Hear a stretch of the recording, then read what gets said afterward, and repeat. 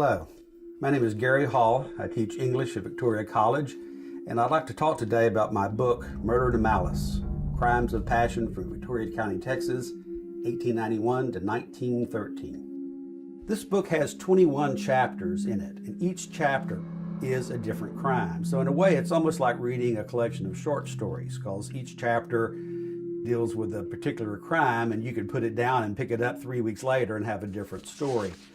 One interesting case I came across was the murder of Miss Mary Hensoldt in 1891. I knew that she had been murdered, but there was no court record except the ledger showing of her murder, but there was never a trial because no one was ever brought to trial for her murder. And she lived on Main Street, and it was a wood frame house. She was a seamstress. She did what many business people did downtown at that time period. They had their business downstairs, and then they lived upstairs. So she had her seamstress business downstairs. She never married, and she lived upstairs. And in many ways, this chapter is sort of a poignant chapter about the plight of women during that time period.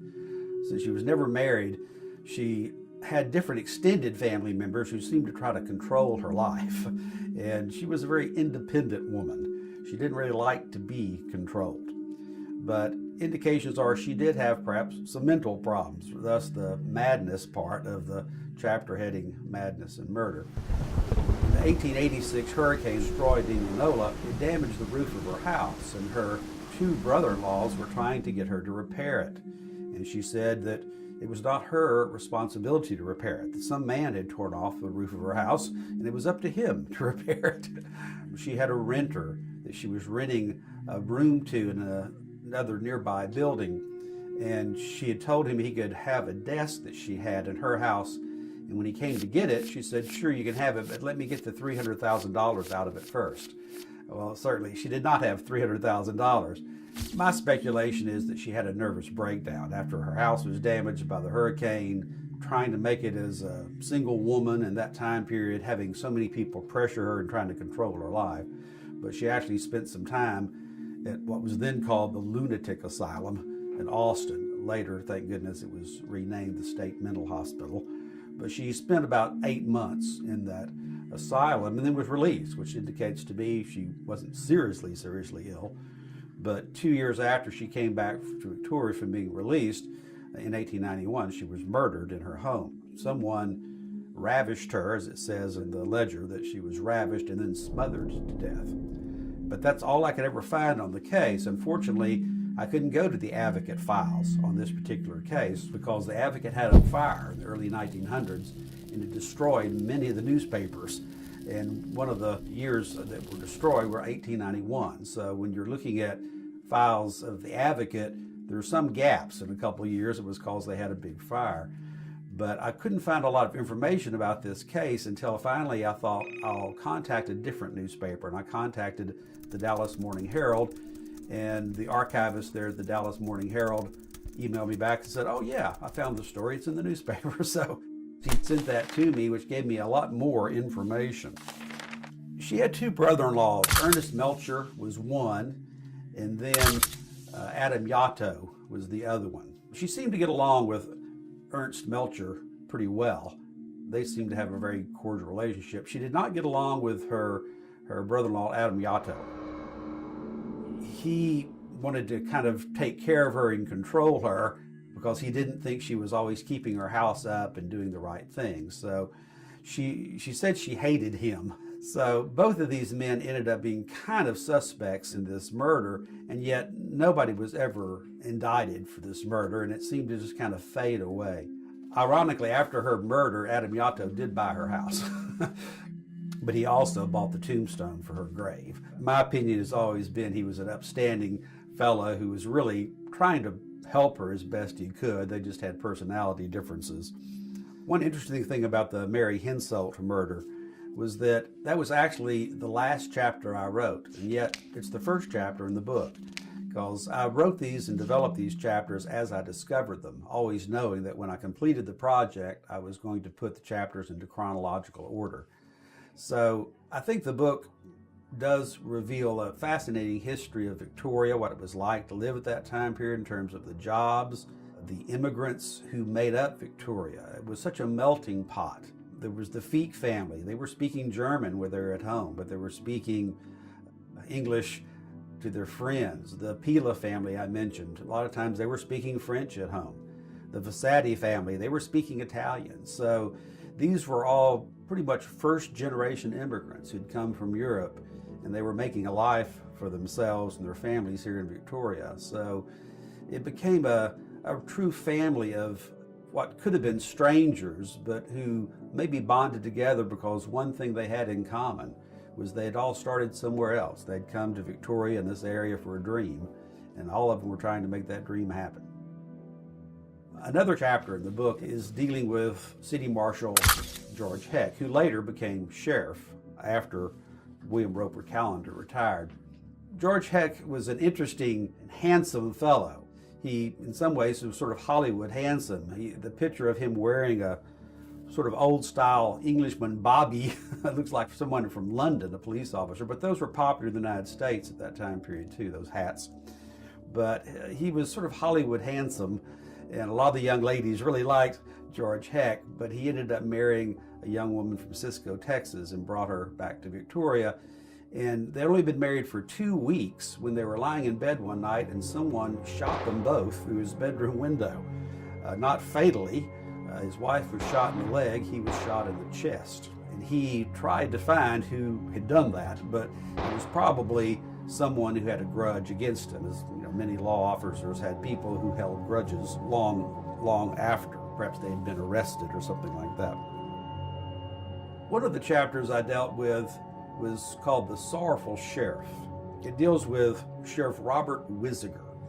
Sheriff Robert Whittaker was the father of Sidney Whittaker, the local historian that I was talking about earlier.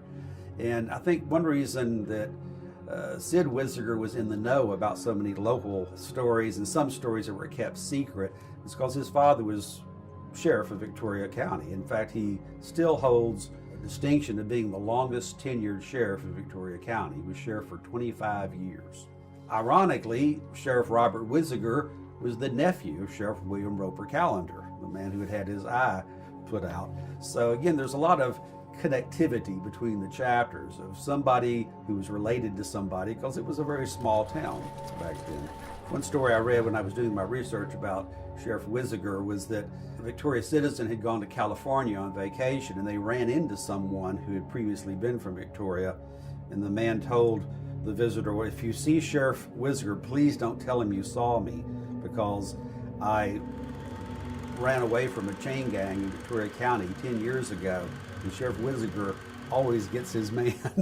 So Whittaker had quite the reputation. Before Whittaker became sheriff and was simply a deputy, there had been a shootout downtown, and one of the other deputies was under fire, and Whittaker jumped his horse over a fence with his pistol drawn, and firing back behind him, killed the man who was firing at the other deputy. So again, it was almost something like you'd expect to see in a John Wayne movie. When Whittaker died and was buried in Evergreen Cemetery in 1950, a lot of citizens almost saw it as the end of an era, maybe the end of Victoria's Wild West, when things had been wilder. Many of those 20 saloons I mentioned had been closed. The brothels had all been closed, certainly by then, almost as the capstone of an era that people would never see again. One principal figure that appears in many of the chapters is Judge James C. Wilson. He was the district court judge for most of the cases in the book. So many of these murder trials, he would be sitting in the grand courtroom of Victoria County Courthouse, which is beautifully renovated. If people haven't seen it, it's certainly worth seeing. It looks like something out of the movie To Kill a Mockingbird. It's a grand courtroom. One story I read is one winter, one February, it was so cold in the grand courtroom that rather than sit behind the bench as he normally did and have the defendant sit at the table and the jury in their seats, the jury, the defendant, the lawyers, and Judge Wilson all gathered their chairs as close as they could around a wood-burning stove so that they could stay warm. One principal attorney that deals in one of the cases was A.B. Petticolas. Petticolas was a renowned attorney in Texas. He tried many of the criminal cases. Another thing I found in my research is that he carried on an ongoing chess game with a man in China that he had somehow become friends with.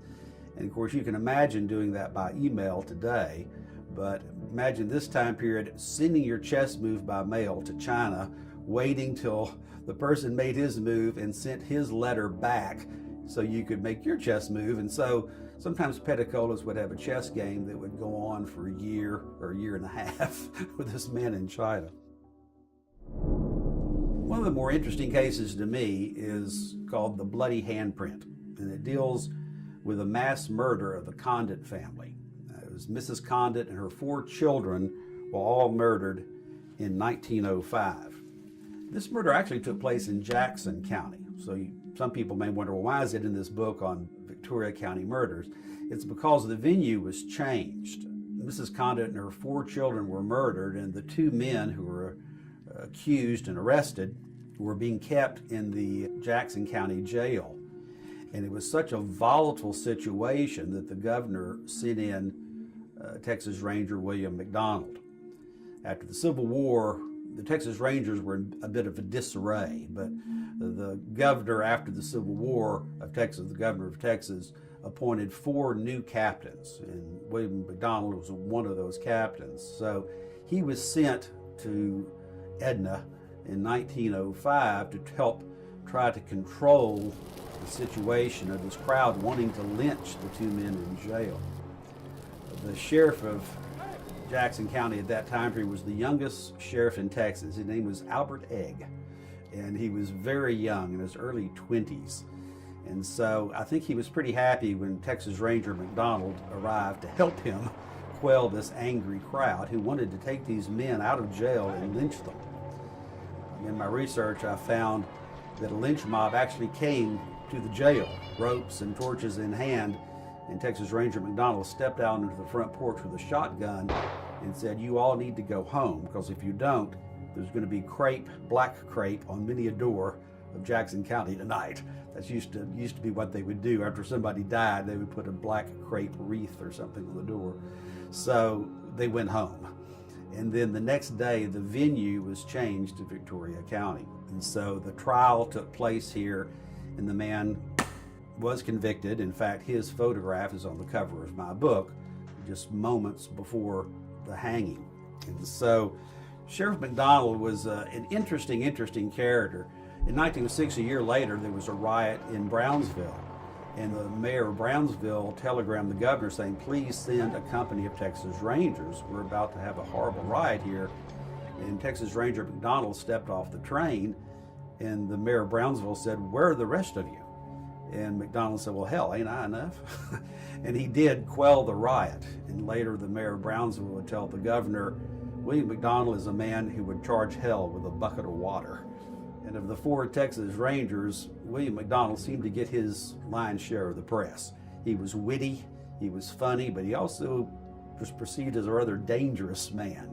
And on his tombstone, it has the epitaph, "No man in the wrong can win against a fellow who's in the right and keeps on a-coming," which kind of captured Mcdonald's personality. He had been shot several times, never died of any of the wounds. He also had the distinction in about 1906, 1907, when Teddy Roosevelt came to Texas for hunting, and Mcdonald was assigned to Teddy Roosevelt as part of his protection while he was hunting in Texas. Teddy Roosevelt was so impressed with Texas Ranger Mcdonald, he asked him to come back to Washington and head up his Secret Service. But Mcdonald said, "No, I'm a Texas boy. I think I'll stay in Texas."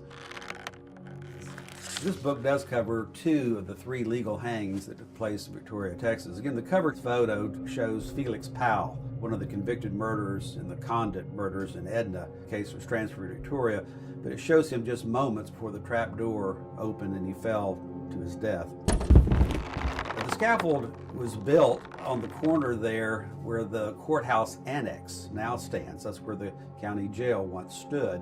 And it was very much as you see in the movies. They didn't keep a scaffold permanently there, but when a murderer was going to be hanged, the scaffold would be built. And so imagine being a prisoner sitting in jail and hearing the nailing of the scaffold that you knew was going to be your doom. One interesting thing in this photo to me, when you look closely at the photo, is you see the men all gathered around the scaffold, almost all of them wearing hats. And yet you don't see any women right around the scaffold, but in the background at the building on the steps behind it, you see a lot of the women standing there. It may sound rather macabre, but when this hanging took place, people came from all over different counties, especially from Edna, since the murders had taken place in Edna. And they made a day of it. They came to watch the hanging and then had picnic lunch on the De Leon Plaza. I think in the case of maybe Edna residents, they wanted to see justice served in such a horrible mass murder, because there's not been a mass murder like that. 5 people murdered since that time period in 1906.